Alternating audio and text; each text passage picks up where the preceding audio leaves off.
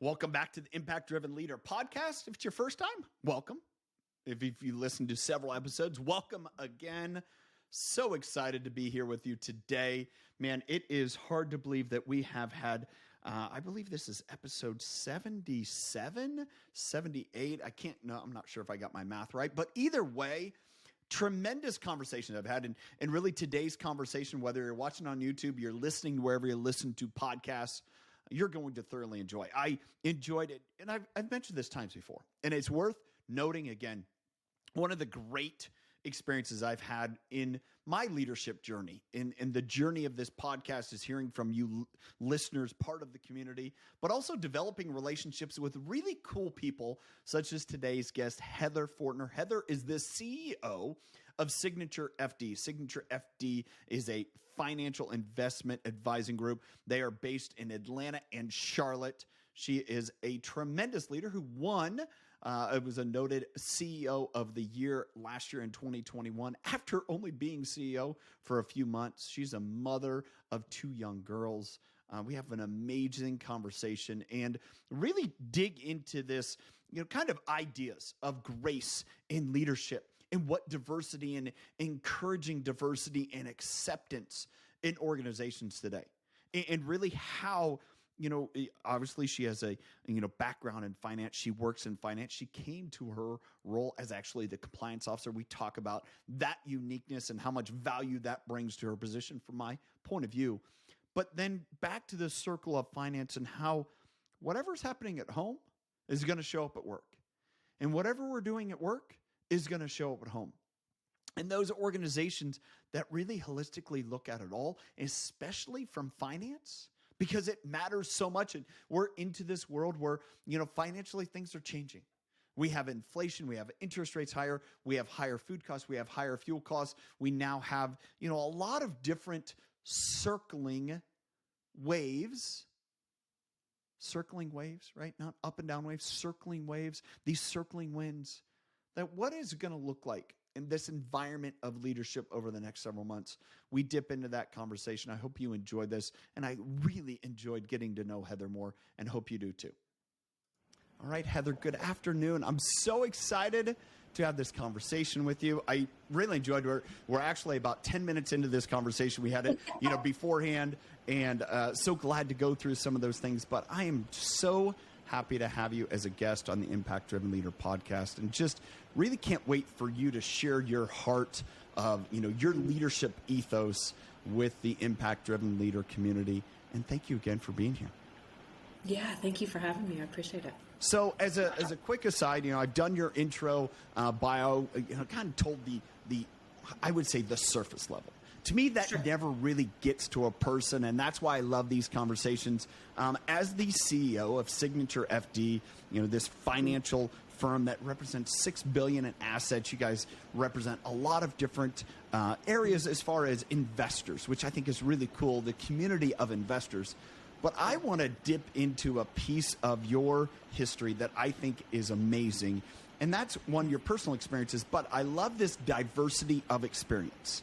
Meaning that you did not go into finance thinking, oh, I'm going to be this finance person, and you didn't end up in your role as CEO in maybe the traditional pathway. So I'd love to kind of focus on that diverse experience that, if you look back now, what have those, your graduate degree in psychology or, experiences, family, those things, how has that given you a lens to be able to appreciate the role in leadership you have today? I think that's a great question. I love the fact that, I can just sit here and openly say, I really didn't know what I was doing, right? Like, I didn't go into this with this vision that one day I would be the CEO of a company. I think if I look back over all of the choices and all of the opportunities, I really do think that it was a recognition that I had early on of just my core self, that I was my worst self when I was bored. That was it.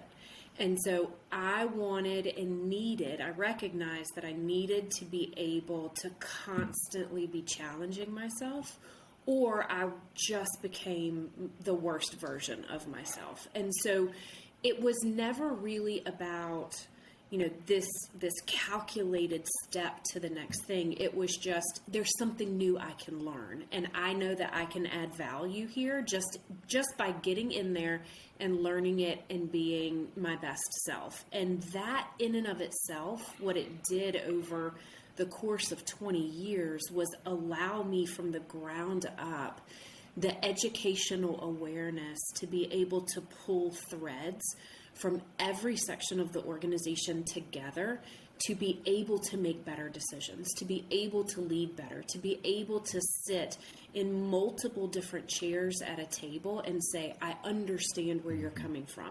What you're saying is valid. I have some experience in this area. I understand you're the expert, but I can come alongside you because I've had some experience in this area. It has been the most beneficial thing to me. You can go get your MBA, you can go do all of the education, but there really is no substitute for just the boots on the ground experience. There's a facet to your career. So before you got to the CEO role and you were identified as a CEO of the year last year, and congratulations on that. You were COO, but you were compliance officer. Mm-hmm. And as I was preparing and I was thinking about that, I thought, man, what a brilliant seat to sit in. From an experience that you don't have a legal background, right? And a lot of times compliance officers, if I, think about the show Billions, which I'm a fan of, the compliance officer, legal, and it's everything about being legal. You didn't have that. You have a psychology background. And so you're thinking through it. To me, if I were to pick a organization today and I'm looking for the next CEO, I want somebody that's actually sat in that seat. Because to me, it gave you a perspective that you're going to see the big picture constantly. Mm-hmm.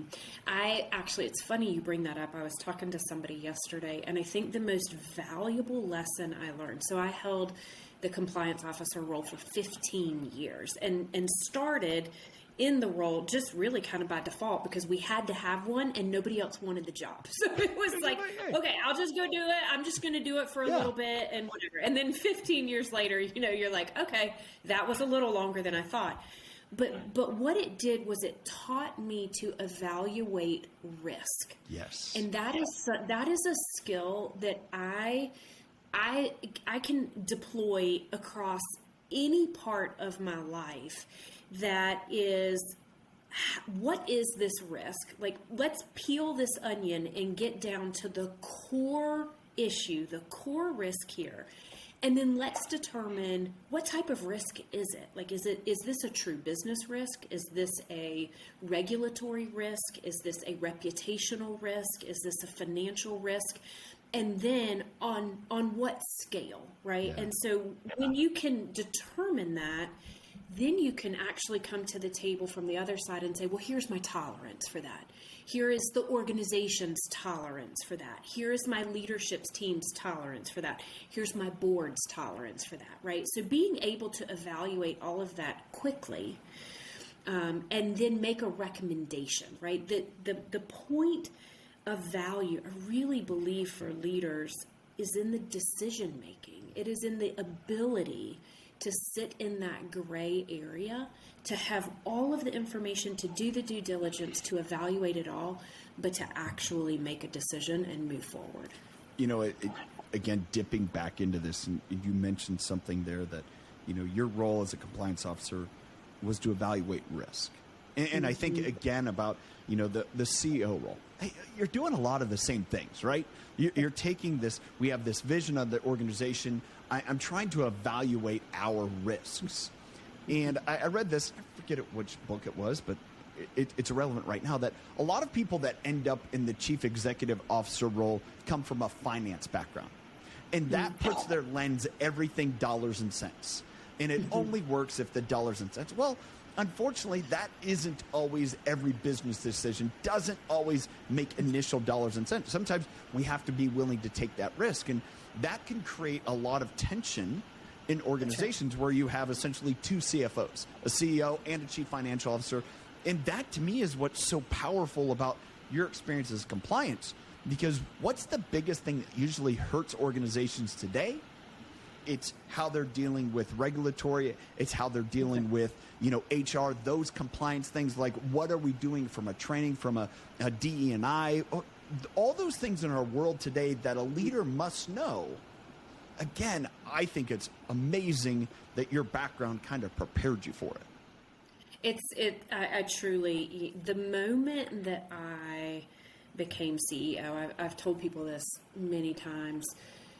I remember I was sitting there, and I don't know if you do needlepoint, if you know about needlepoint or cross stitch or anything like that, but if you turn over the canvas, it is ugly, right? Like, it is all kinds of different threads. They make no sense. They have knots. They're frayed. They're different colors. There's no pattern. It is just an ugly piece of poo, right? And then you turn it over, and there's this beautiful piece of artwork. And I remember I was sitting in my office upstairs, and I remember vividly thinking, oh my gosh, every thread, every knot, every mess, every experience, every lesson learned, every failure that the world that I felt was ugly and no purpose and would never result for anything. In that moment, when you are named, CEO of an organization, you flip it over and you're like, oh my God, oh, I see now. All of these, right, came together in this moment where you are the right person to sit in the seat just because of the experiences that you've had.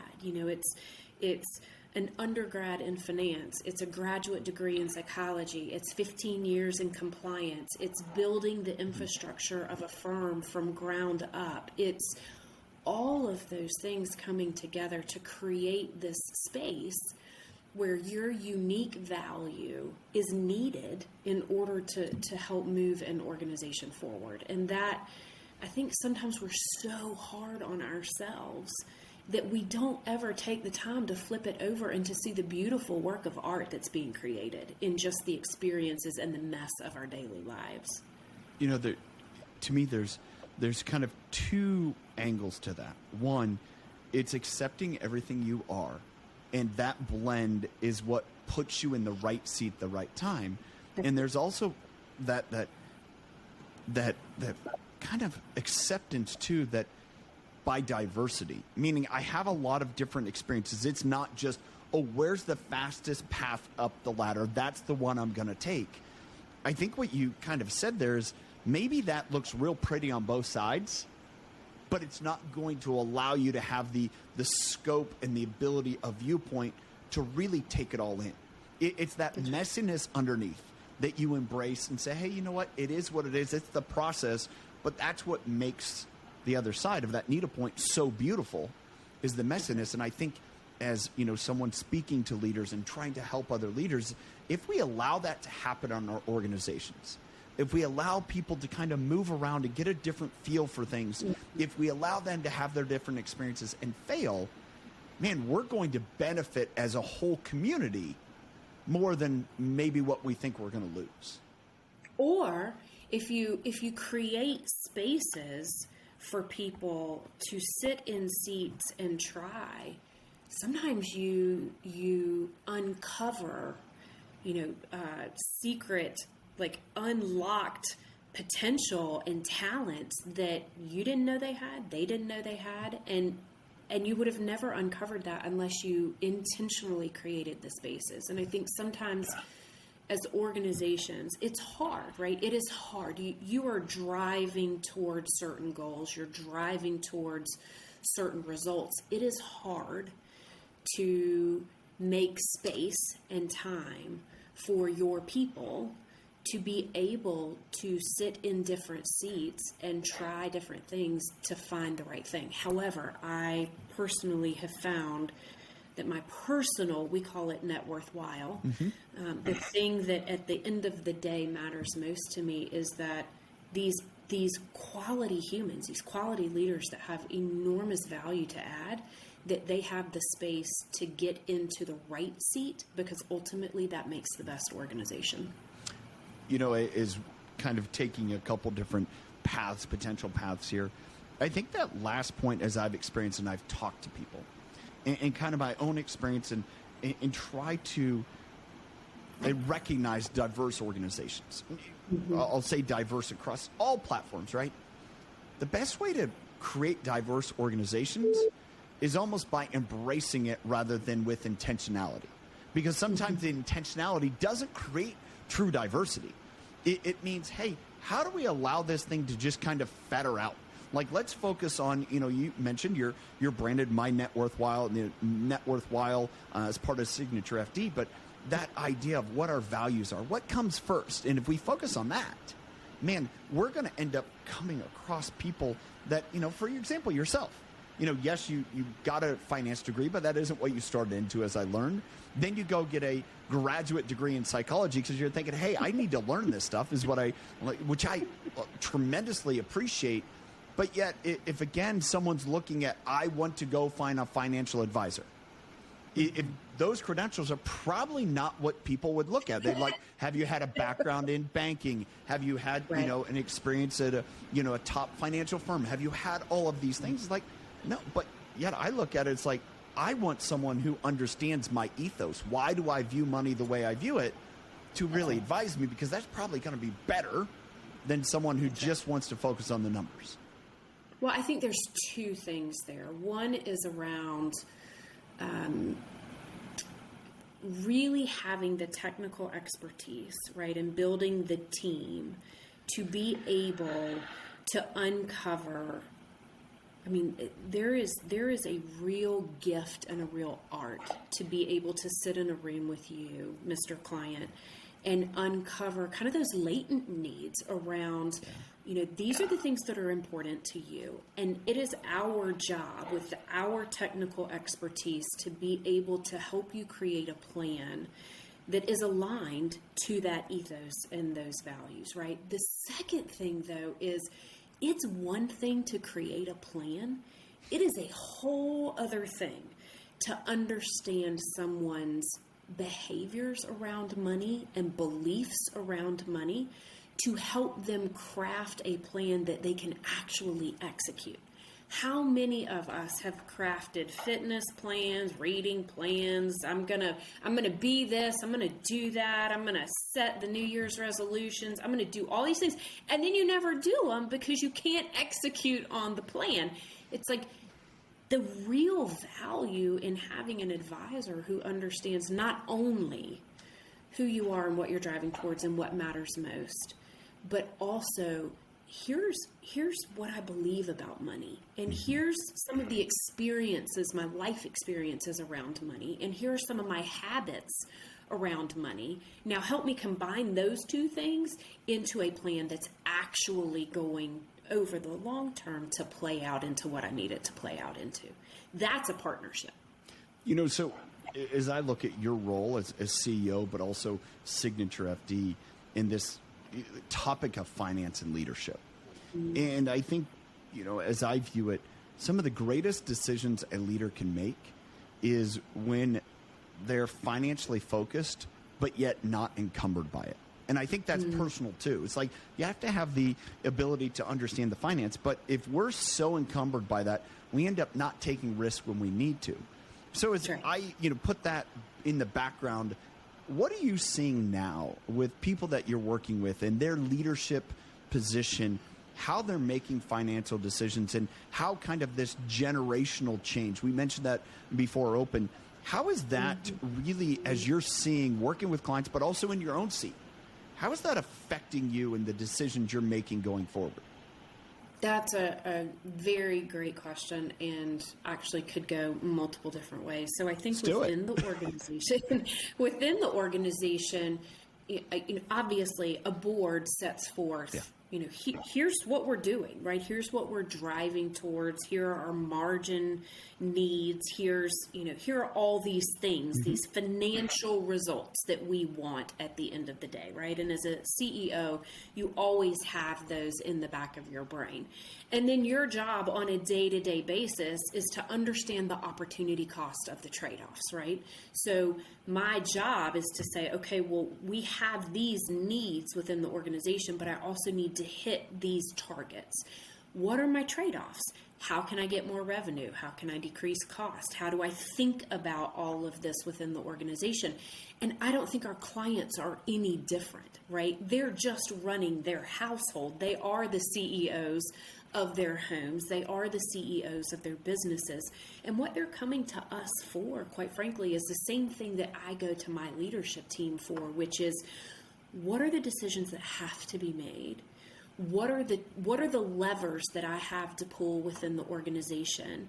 Do I understand the intended consequences and the unintended consequences of pulling those levers? And what risks am I willing to take? And really, it's really simple. If you can get to the core of those things, then you clearly understand, okay, the opportunity cost is, if I hire these extra 2 people, my EBITDA margin in the 2 outer years is not where I need to be. Which is better?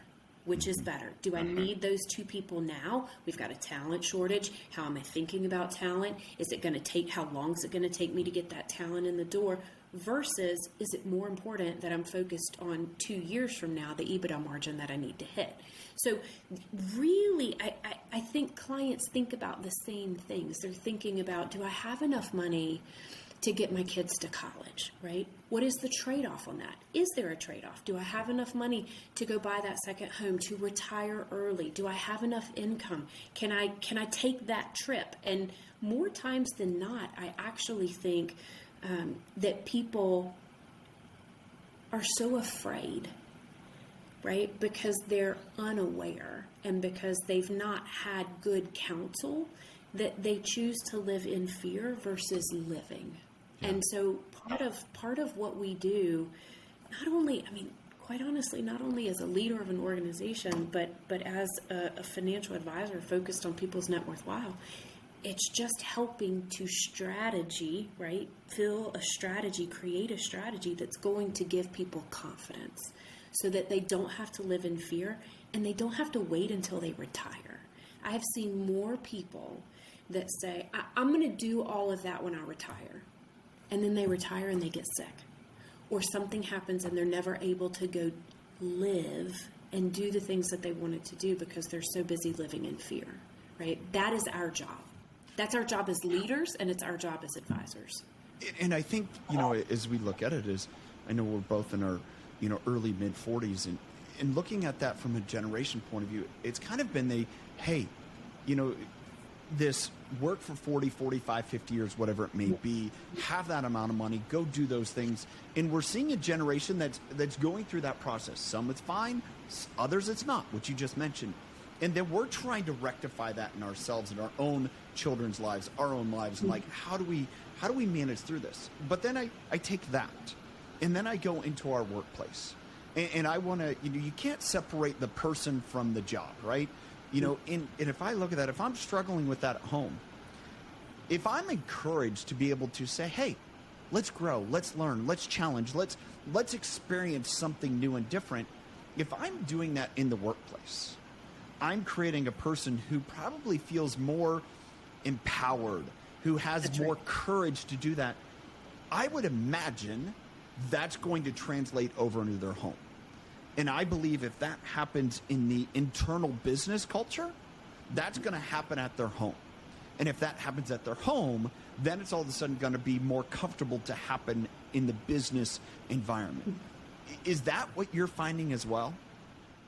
I've always believed it is the whole reason that I have an undergrad in finance and a graduate degree in counseling. I've always believed that the way that you make generational impact, right? That you break cycles and you have generational impact is that there are 2 things that every human has to deal with.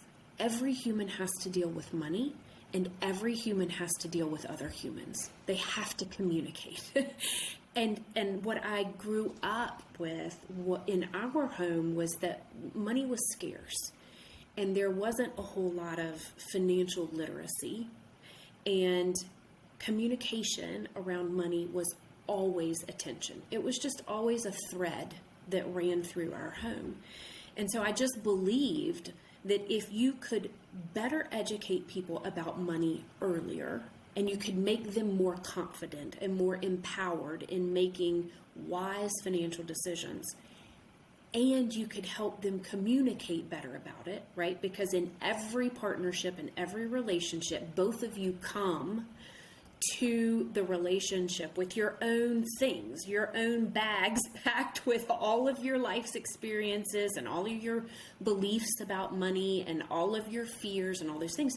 And if you can't communicate about them, how are you supposed to move forward together, right? A business is no different. A business is absolutely no different. But the way that you get past that is that you educate people with the skills in both of those areas. And then you just put it on the table and you're able to have quality communication. You empower and you educate, and then you give people the skills to communicate better. It is what partnership, it is what community, it is what generational impact is all about. Because if it's happening in your homes, it's happening with your children, it's happening in your workplace, it's happening in your community, and it happens in our nation. And quite frankly, that's what our nation needs right now. Well, to me, that it begs of the values conversation. It begs of what values do we have? How do we establish that foundation? And then we can grow from that. We can learn, we can extend, we can, go down different pathways. And I think that to me is a great, I don't want to say chasm, but it's this great unknown in our world today. Is where are our values going to be centered around? And we have that in our society where we're unknown. We have that in our workplaces, right? We're afraid to maybe, ask the questions of I don't understand for fear that someone's going to take it the wrong way. And all of a sudden we create this polarized situation, right? That's been dealt with in our society over the last couple of years between COVID, between the racial tensions that we have. Now it's happening in a lot of, I would say, disparity from a finance point of view. The people that are more greatly affected by the inflationary, metrics that have occurred compared to others. And this whole mixing pot creates this tension in a workplace. You're like, what do I say and how do I say it? How do I, really, in my opinion, how do I be empathetic? How do I put my arm around someone and walk with them what do I have to ask or what do I have to share? There's a piece that you shared there when you talk about your parents not being financially literate. I get that. I don't believe my parents were either. They had a very, I would say, tenuous, with money and running their business. And I remember my mom to this day, every single time asked something, we're broke. And it was always, if I ever win the lottery. And it's just like, that's a mindset that perpetuates. And I know that also is a mindset that perpetuates in however you're leading others. Okay. If you have that mindset, you're going to lead others with that mindset. That's right. I think you're absolutely 100% right. The only thing, we all have those mindsets, right? We all have that baggage. We all have those life experiences. But the reality is that we as an organization, as a partnership, as a marriage, as whatever it is, we're all trying to move forward towards something, right? But the only way that we can do that aligned is if we have similar core values that we both or all hold sacred, right? And so our organization, we have the 6 G's, and growth, generosity, greatness, gratitude, grit, and grace. And everybody can say what they are. But at the end of the day, those aren't dependent on where you grew up, how much money you have, what color you are, what gender you are, what religion you are. They are based on, we have decided as an organization that these are the values that we uphold in everything that we do. And so we built the space around these core values. Our rooms are named around these core values. We reward, we reprimand. If there's ever a situation where someone's not upholding the core values, it's immediately called out. Every performance evaluation is based on these core values. We give massive prizes at the end of the year of who most exhibited these core values. Every decision the senior leadership team makes is through the lens of these core values. Are our decisions in line with these core values? And so over time, everything that you do is based around holding these values sacred. So it isn't about what you look like or what you believe or where you come from. It's about, are you choosing through your actions and your words to make our organization a better place in light of these 6 values? And we have found that is a binding thing, right? Like, that is what community is built on, because if you believe in those 6 things, you want to be a part of SignatureFD. And if you want to be a part of SignatureFD, then you want everyone to uphold those values, because that's what's created the specialness of who we are. And so my job as a leader, it's not top down, right? Like, I'm not forcing this down people's throat. This is the community is surrounding and saying, these matter to us, these are core, and if you are not in alignment or your behaviors don't matter, you probably don't belong here. So which one of the 6 has been the most upholding or the most challenging? Grace. Okay. I'll say that on right both off sides. As fast as possible. It is hard. It is hard. I mean, you didn't even have to stop and think about that one, Heather. That was like right there. I did not even have to, it is hard in situations where you completely disagree with someone, or someone has potentially offended you or said something, or their actions were not nice or whatever, to stop and pause and say, I'm going to give you the benefit of the doubt, and I'm going to assume that your intentions here are good, and I'm going to extend grace to you. Even though I may not understand, I may not agree, I may be hurt, I may be angry, whatever those things are, I'm going to extend grace to you, because I know that at your core, you believe in these same 6 values, and so I believe that we can work through this together. I think that is that commitment, right? Like, I will work through the hardest of hard with anybody who sits at the table with me and has that same commitment. To me, that's describing empathy lived out. It to me is the great answer going forward in leadership. It's my personal opinion. It's how I've gotten past my insecurities, is like displaying empathy. And as you describe that to me, it's like, well, that's real empathy. That's what empathy looks like, is sitting in that situation and say, all right, we're in this together. I'm gonna have grace that maybe you didn't intend that, and we're gonna work through this together. But that's being empathetic together. Or here's the better one. Will you please extend grace to me? Yeah. I screwed up, yeah. Right? Like, I didn't mean it that. Can you please find it in your trust of me, in your trust of who I am, in your trust of our relationship, to extend me the grace to meet me at the table? And sometimes that's hard. So would you say grace is what, as a word, really kind of encompasses it? Part of your bio, as part of what's been shared, is this coach with empathy leadership style, which I'd love for you to dig into. And empathy is something near and dear and important to me. But I want you kind of to describe that more in your own words and how that lives out. Because to me, what it sounds like you're saying is that coach with empathy style is just have a lot of grace and be willing to be vulnerable enough to ask for grace. I think that word is absolutely critical. That vulnerable word is, I think, coach with empathy for me. I think first it's the coach part, which is I, as a coach, I am vested in your success. I personally am vested in who you are and you getting to where you want to get to. Like, that's the first thing. Like, it matters to me. Mm-hmm. That's what a good coach is, right? You matter, and we're gonna go to the hard places to help you get where you want to go. As opposed to the consultant style, which is more of kind of the pigeon that was described to me. Or right? The boss. Well, yeah. Or the boss.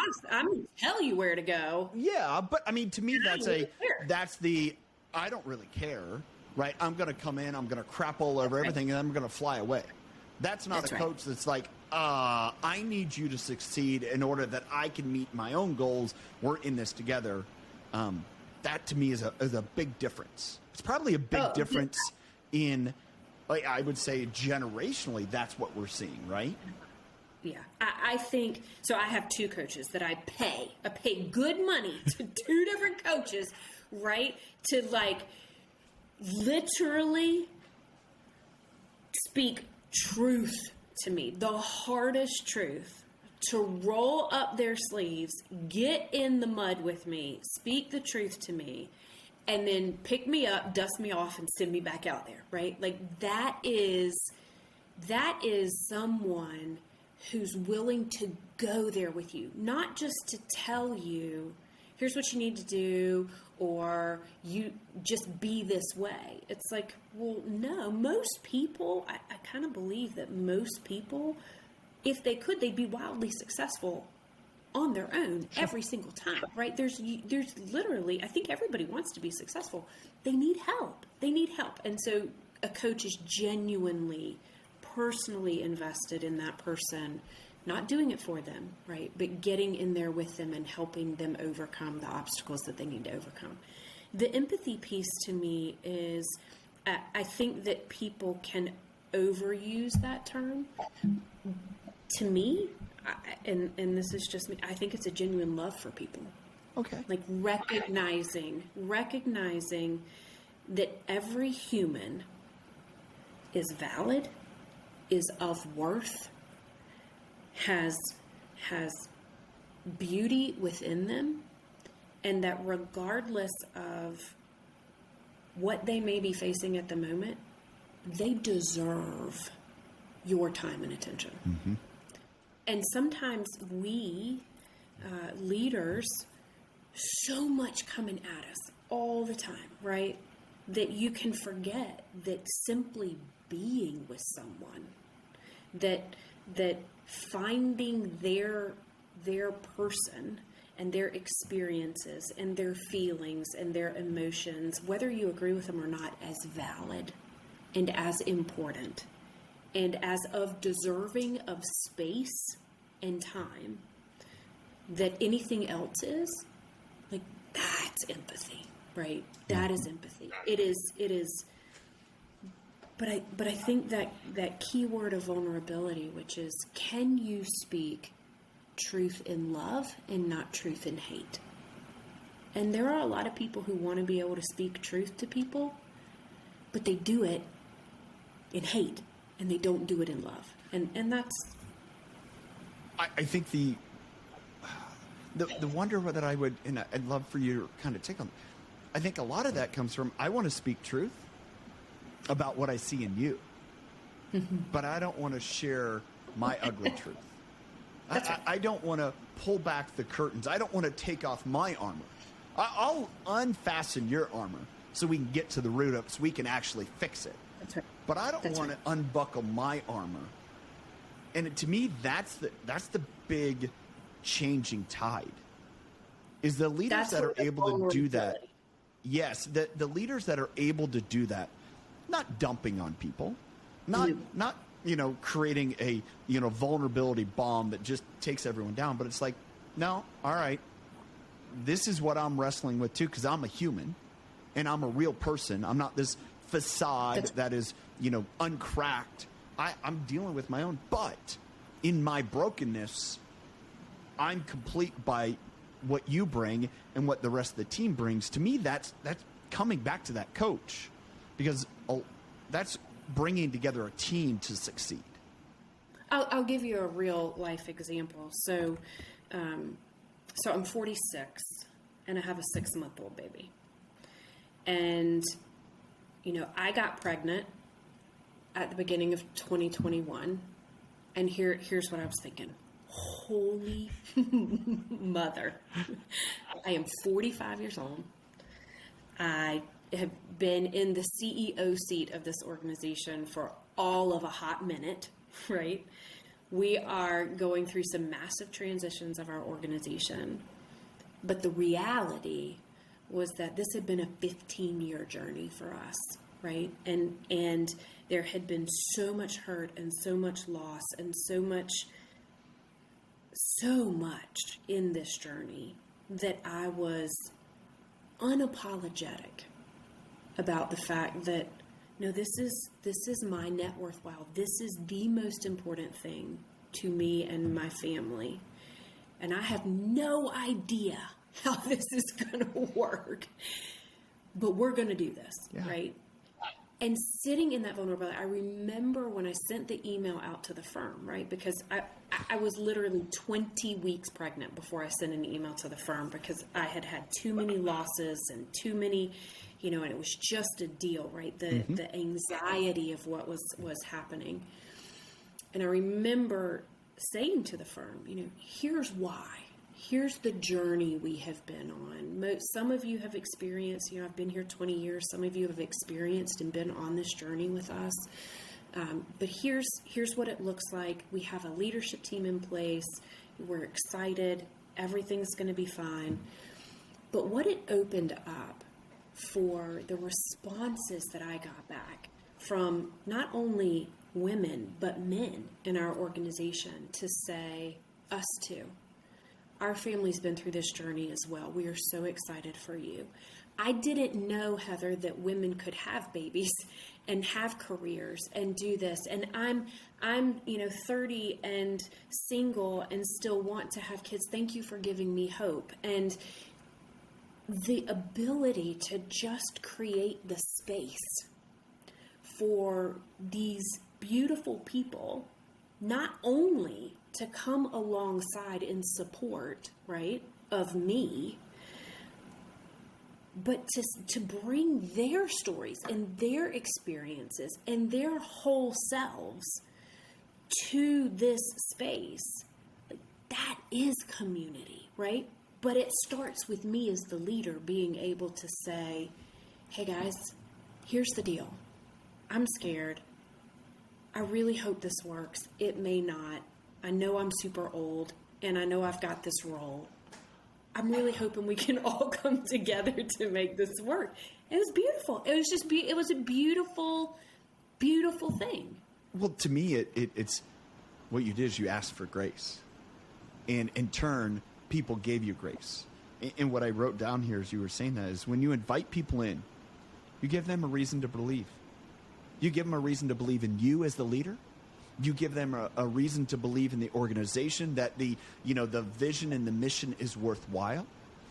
And I think that's what people want today, is we can go back to all these values being different and we're trying to rectify that. But at the end of the day, I truly believe everyone wants others to believe in, and they want others to believe in them. And as a leader, I think the more that we can encourage that belief and speak belief and speak courage to believe in ourselves and others, man, that's your greatest power. That's your greatest ability to see organizations do well. And I think that is this great opportunity I see as our generation in leadership is, how do we do that authentically? Not just from, okay, we're up here and, we have the greatest rah, rah, rah. It's like, no, I believe in you, Heather. That is, you have something that is so magical that this is how I see it fitting in. When we can do that as leaders, one, people light up, and two, they believe. And when they believe, we can accomplish anything. And it is because you as a leader, at your core, you know that they are deserving of that just because they exist. Totally. Just because they're humans, right? Yeah. Like, they look different, they believe different, they say different, they act different, but at their core, humans are valuable. They are worthwhile. And as a leader, if you can find within yourself the space to be relentlessly curious about people and who they are and their unique ability and their unique value, and then use your skill to put them in the right seat in your organization, that is what is going to be the difference maker in your organization. I think there's a word there that I love that you use, is the curiosity, but relentlessly curious. Because if we choose to do that, we're willing to dig deeper and find out stories that we wouldn't know, we wouldn't otherwise know.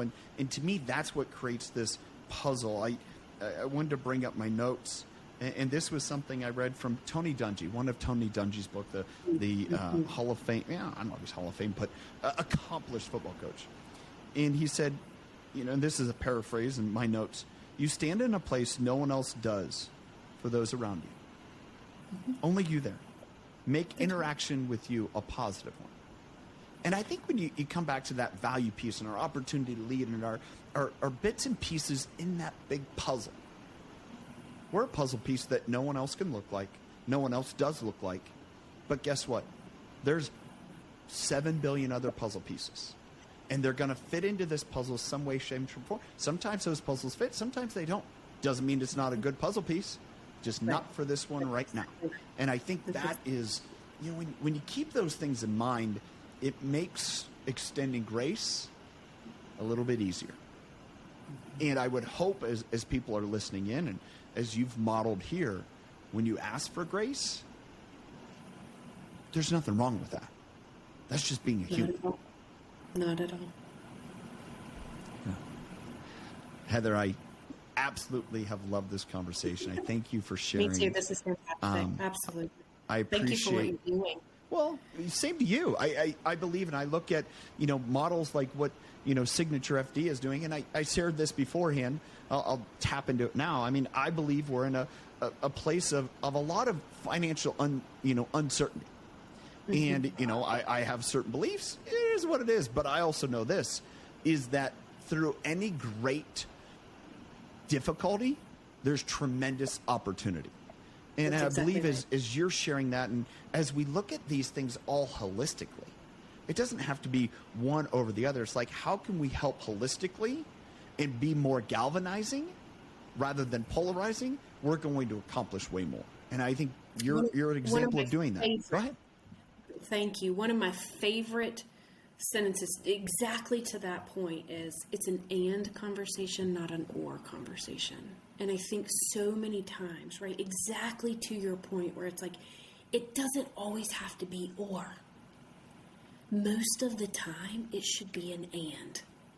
And if we as leaders can pull that back together, which is your perspective matters and your perspective matters, and right, it is the math equation of the ands, the additions, the positives, that creates the real value at the end of the day.